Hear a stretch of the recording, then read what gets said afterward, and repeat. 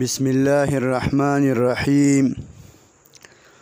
حضرت سعید ابن جبیر رحمه الله فرمائی چې ماته د قرآن کریم یو داسې آیت معلوم دی چې څوک هغه آیات ووایي او د هغې نه پس دعا وکړي نو د هغه دعا به ضرور قبلیږي. الله جل جلاله به ورته شرف د قبولیت خامخا ورکوي. هغه آیات دی: قل اللهم فاطر السماوات والأرض عالم الغيب والشهادة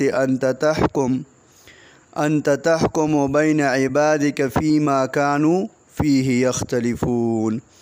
دا د سورة زمر آیت نمبر 46.